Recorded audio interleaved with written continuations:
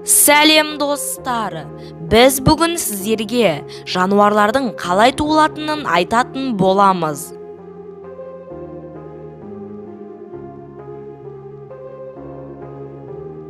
Достар, видеомызды бастамас бұрын дәл қазір лайк басып, арнамызға тіркеліп, қоңыраушаны басып қоюды ұмытпаңыз. Ал біз видеомызды бастай берейік. Панда. Бұлар өте сүйкімді және өте сирек кездесетін жануарлардың бірі. Бірақ бұл жануар қалай туылады?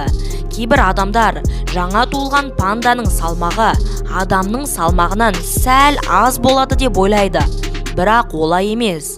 Негізі жаңа туылған панданың салмағы өз анасынан 800 есе кішкентай болады.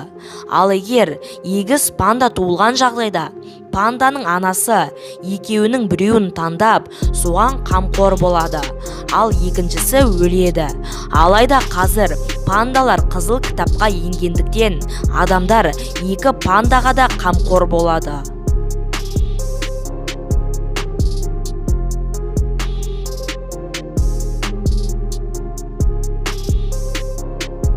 Кенгуру.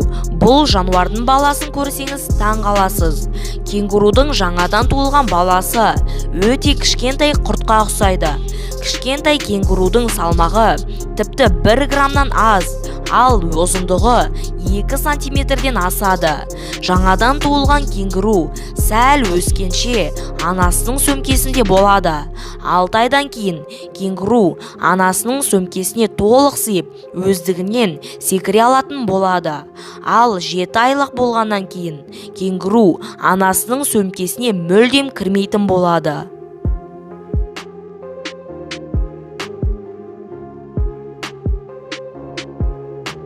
Жираф. Ал енді бұл жануар туылғанда 2 метрден құлап түседі. Сонымен қатар жаңадан туылғанына қарамастан бірден тұруды үйренеді. Ал 1 сағаттан кейін тұрып үйреніп алады. Көбінің айтуы бойынша жираф туылғанда 60 килограмм болады.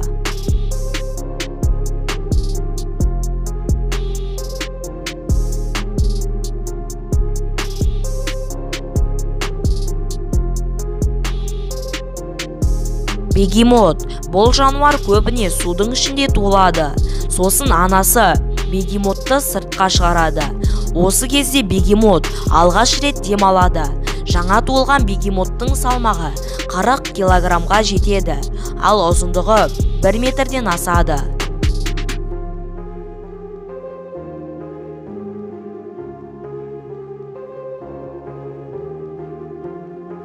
Достар, осымен біздің видеомыз аяқталды.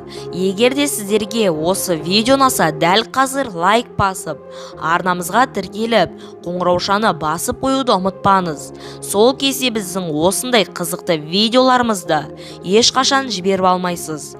Ендеше сіздермен бірге болған мен Райымқұл Абдулнұрхамит. Қызықты мәліметтер арнасы, сау болыңыздар.